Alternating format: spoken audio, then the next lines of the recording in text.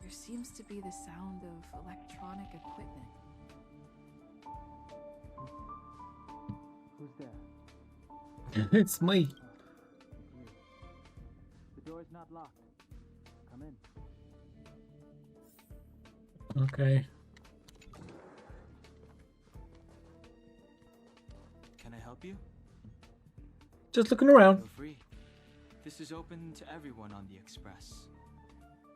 While many of the roads that Akivili traveled along no longer exist, I think it's still meaningful to record our adventures as current passengers of the Express. I enter the collected data into the Archives databank. I try to catalog the people and places the Express encounters, and compare and contrast them with the existing records. Do you see the terminal over there? It can be used to view information already stored in the databank. Do give it a go.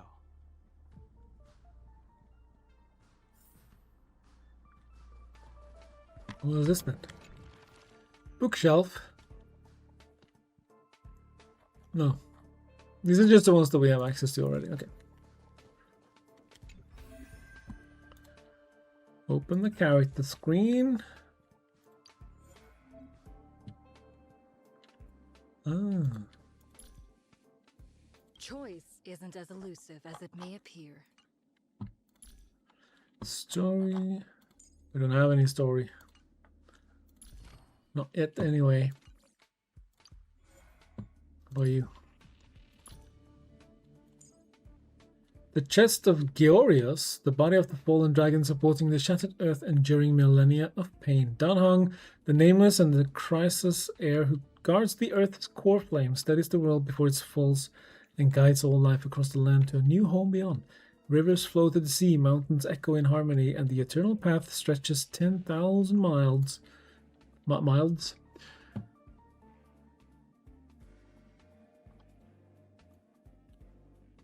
Oh. He never imagined this day would come when the trailblaze seemed to screech to an abrupt halt. The acrid smell of blood spread as the wrecked car spewed choking smoke and dust. He struggled to his feet, groping for direction in the darkness. Tick-tock, tick-tock. In the deathly silence, only the echoes of life slipping away remained. Sarah, the deformed components in the car blocked his path. Fighting through excruciating pain, he removed the obstacles one by one. Warm blood trickled down his fingertips, but what terrified him more was that he could barely sense that familiar breathing anymore. Let's go home together. He administered the medicine he carried, the nearly depleted spirit water swirling in his palm, but against such horrific wounds, even healing was futile. The black-tide creatures prowled, surrounding them both with their howls. The cloud piercers shattered, crashing onto desolate rocks. The spirit water turned crimson as he used his last ounce of strength to shield Sarah. He woke up from the nightmare, gasping for breath. What's up? Is there something on my face? At breakfast the next day, his grey-haired companion asked curiously. Thankfully, it's not like in the dream. But he didn't say it out loud, just turned his gaze to the sky outside the window. It's nothing. Eat up. The sky over Okima remained azure blue, but he couldn't help his thoughts from wondering. I wonder if March is doing all right. The car plummeted like a burning meteor. Would she, arriving later, meet the same fate? Or perhaps something even worse? He shook his head, pushing away the chaotic thoughts. Another new day dawns. With recording tools in hand, he prepares to head to the market. The Trailblaze journey seems to be going as usual.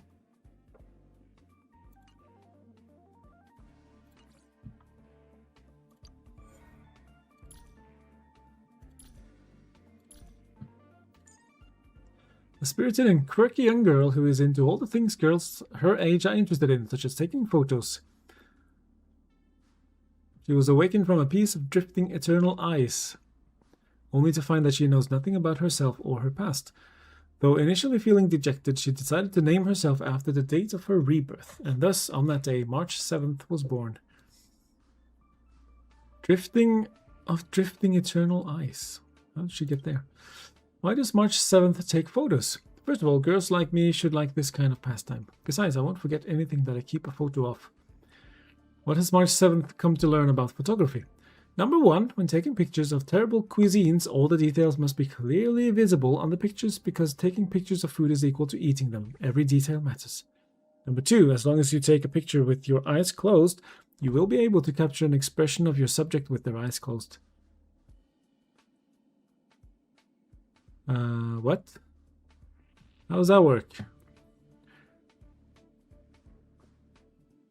Why is March 7th always wearing her camera? Because if anyone ever seals me away in ice again, at least I'll have my camera with me. So why doesn't March 7th just use the camera on her phone? Oh yeah, why not? Hang on, it's because of that sense of formality. She is a weird, but we like her. A cold and reserved young man, well this is also Danhang, who wields a spear known as Cloud Piercer, acts as Express's guard on its long trailblazing expedition. Danhang never talks much about his past. In fact, he joined the Express crew to escape from a past of his own making. But can the Express really help him outrun his past? A new dawn begins. It's just another extremely average day aboard this giant ship. The markets have just opened and the morning dew is still fresh, but the young man crossing the street has never seen such a sight. Before he manages to notice all the differences between the actual city and its descriptions in books, he is immersed in savoring the warmth of the sun on the back of his neck. It is his first time seeing his own body clearly. This body belongs to him. It belongs to his current name.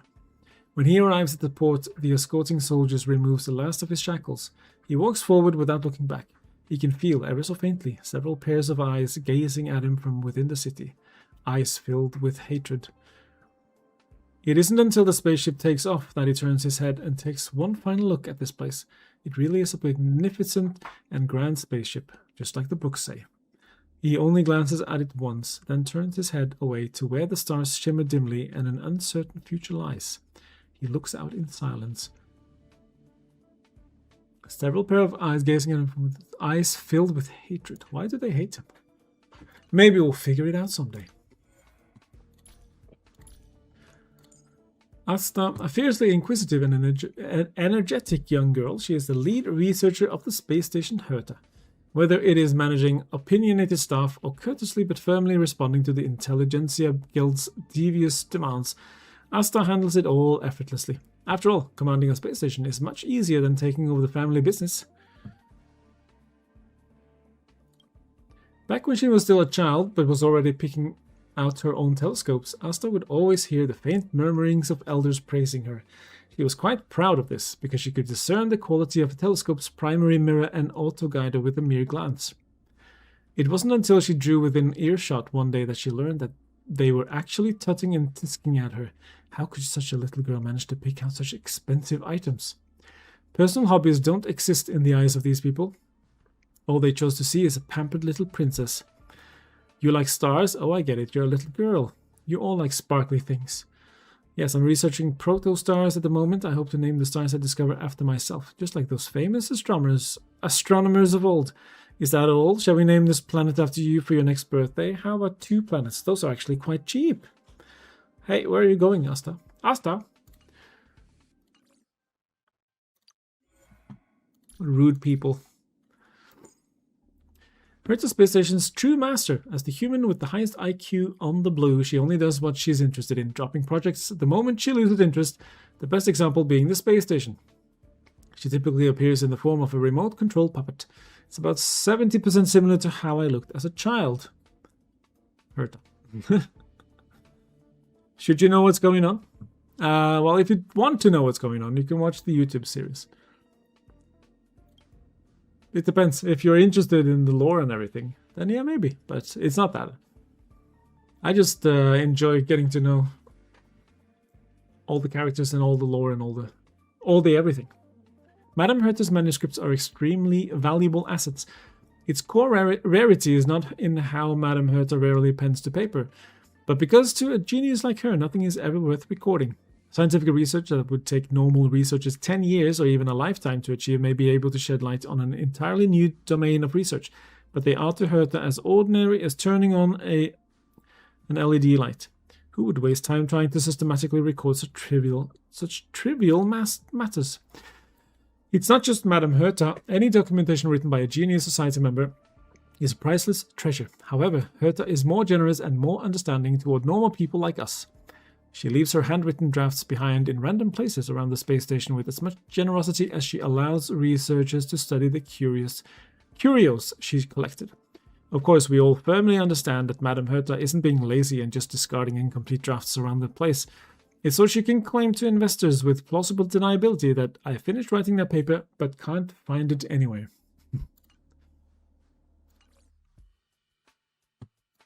She's kind of like me, get interested in something, and then as soon as it's not fun anymore, just drop it. The free and rebellious eldest daughter of the Landau family, once a close friend of Cocolia's, she is now a mechanic purely because she likes this job. In the Everwinter-stricken Belobog, she opened a workshop called Neverwinter that puts business on hold from time to time for outdoor rock and roll performances. And should anyone ask her about the workshop's profits, this is just a hobby, dear. I'm not short on money. This is the most talented mechanic in all of Belobog and Rockstar. Did we mention she's also the sister of Captain Gepard Lando of the Silvermane Guards? Stop that. Keep the first part and leave out the second part. I'd like you not to gloss over my identity like that. I, Serval Landau, am no one's accessory. Oh, there's nothing else afterward? Okay, let me chip in then. If something's broken, drop into the Neverwinter workshop in the administrative district to see me anytime. What's that? You want to hear some rock and roll? Well, that's even better. Drop into our Neverwinter workshop in the administrative district to rock the city with mechanical fever.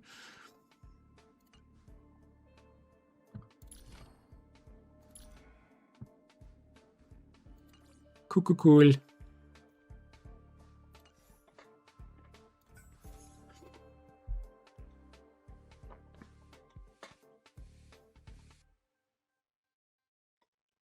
Well, this is... Oh, we have all the lore.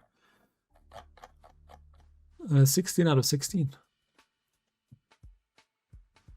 Well, if you don't like lore... Sorry. Sorry, not sorry. I enjoyed. Eons. People know very little about the mysterious existence that dwells in the vast stellar seas. With the limitation of knowledge, intelligent life forms can only faintly discern that eons tread upon paths imperceptible to mortal beings and execute unfathomable powers via some form of belief. In the end, the eons became an embodiment of highly condensed concepts of philosophy through the word of mouth spread of their legends. If anyone finds themselves treading on the path of an eon, they will be inundated by a distant sensation, like being struck by a gaze from light years across the cosmos. Many believe that this is the only connection the eons and mortals can ever have. Okay, we're only going to read the ones that we have actually had anything to do with yet. So Akivili, Nanook, and Kleepoth. And hopefully we'll have something to do with the others at some point. Countless shooting stars streak across the night sky. If you can pick the right one, it will carry your wish to thousands of distant worlds. Fables about the stars by Adrian Spencer Smith. There are 3 directions on the compass of destiny: the unknown, the known, and the unknowable. They can tolerate the unknown, but will never bow to the unknowable. Akivili left the isolated world of Pegana and continued to expand the unknown edges of the universe, trying to find an endpoint of the tree of existence. Unfortunately, Akivili's destiny was abruptly ended due to an accident. We heard about Nanook last time. If the increase of entropy is a fundamental law of the universe, then the heat death would be the inescapable destiny of the material world. So why is it that we bother to struggle to survive? Expansion, fusion, and then annihilation. If we wish to welcome the new, then we must first embrace the end. From a scientist just before pressing the button for nuclear detonation. Oh no. The birth of the universe is a mistake. If civilization is a cancer emerging quietly from the boundless stars, then war is the only common language known to all intelligent life. To correct this mistake and to clean up this tainted universe, Nanook became the avatar of entropy.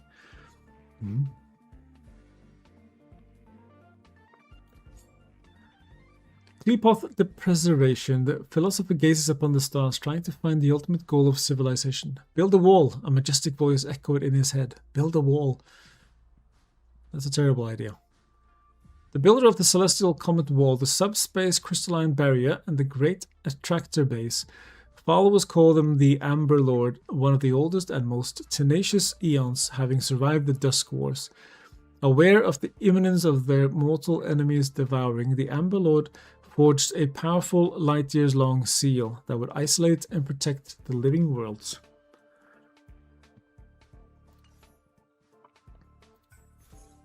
Factions. Okay, again, we're just gonna read the ones that we actually have met, and we can deal with the other ones at a different. Not the wall. Yeah, you want a long seal.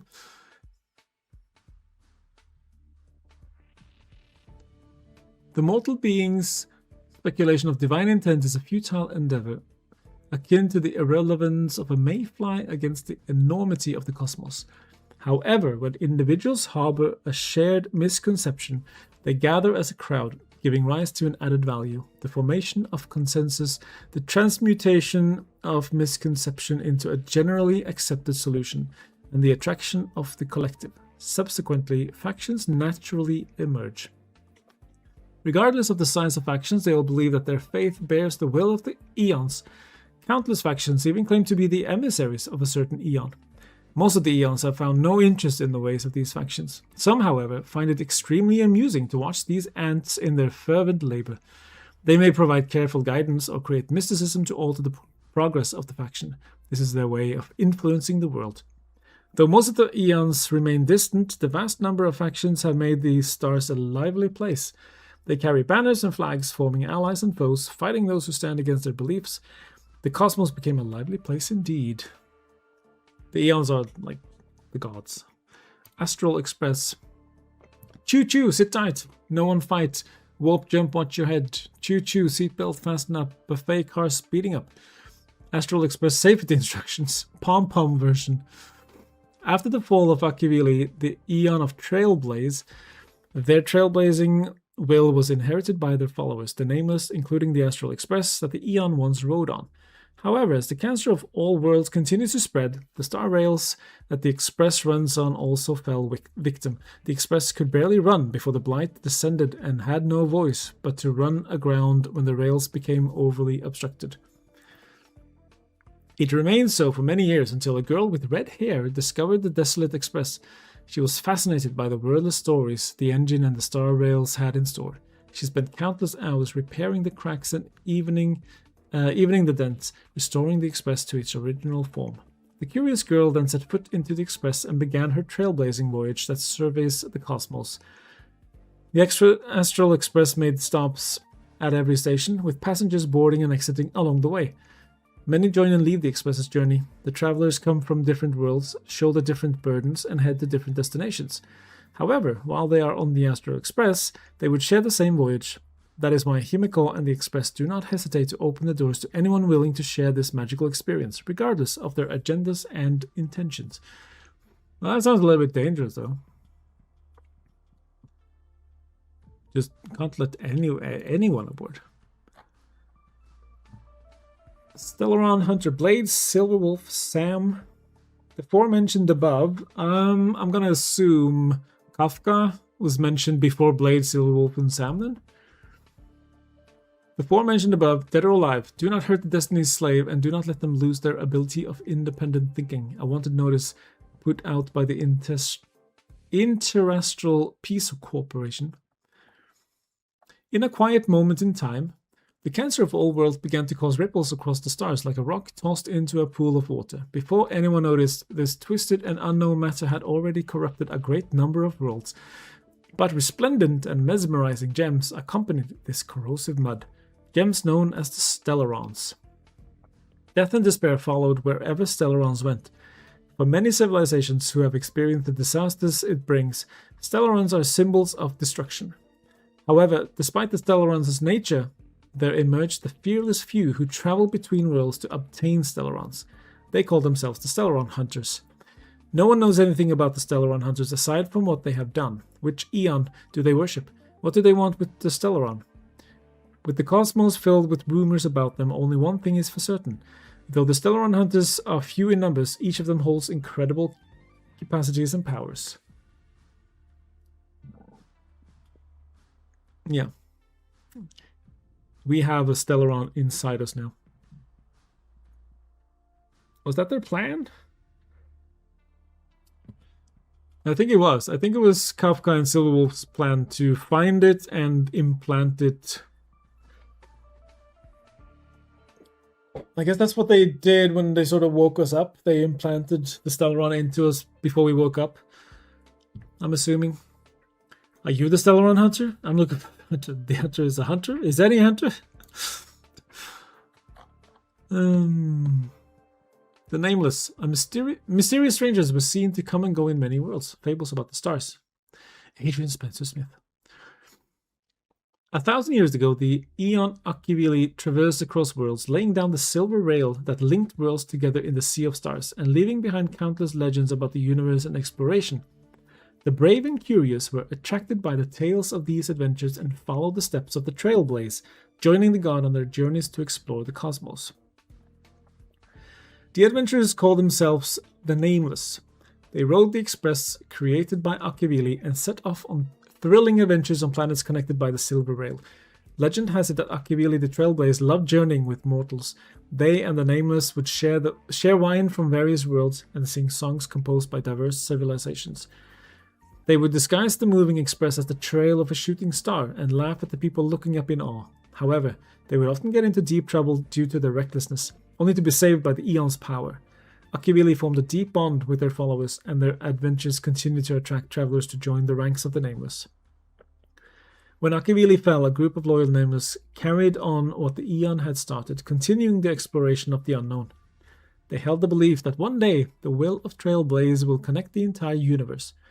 The Astral Express that once carried Akivili and their followers still hurries between the stars till this day.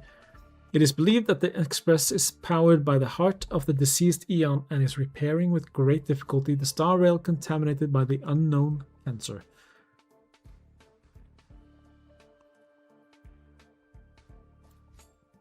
We have met the Antimatter Legion. The emissary in black asks, "For what purpose do you live?" He could only give a vague and obscure response, even after thinking about it for a while. A deadly smile appears across the emissary's face. Let me put it another way. Why are you still alive? Fables about the Stars by Adrian Spencer Smith. Nanook, the Aeon of Destruction, commands a vast legion that brings chaos and destruction to the world. Loyal followers of Nanook have embarked on the path of destruction, placing themselves at the absolute opposite of life and civilization. They are known as the Antimatter Legion that spreads terror throughout the universe. The fiercest races of the universe act as vanguards for the Legion. There are also evil strategists who plot out the destruction of worlds and act as the brains of the Legion. Innocent new worlds are ruthlessly destroyed, while proud and mature civilizations are forced to learn humility while on the brink of collapse. The will of destruction will only slow down when faced with a dying world. The Legion saunters over planets on the verge of being shattered, devouring the chaotic energy emitted by the process of decay. Only when the last flame of civilization has been extinguished will they leave contentedly to search for their next target. Worlds swept by the tide of the Legion ask helplessly in their dying moments why. Amidst the victims' cries of despair, the countless evils in the Legion sneer so heinously that even the stars shudder. It is said that as demons and evils roam, sometimes the shadow of Nanook would emerge from the starry sky to witness the tragic end of another world. Dang. And yeah, anything else we'll check out once we get around to. Concepts. A young shoot sprouted from the cracks of primordial chaos, nurtured by time for billions of years. It grew into a huge, unrivaled tree. The branches of the giant tree bore colorful young leaves, each containing a fragment of the universe's will. A will that eternally speaks in cryptic vagaries, but also bestows stunning scenery, treasures, epics, and life upon every world.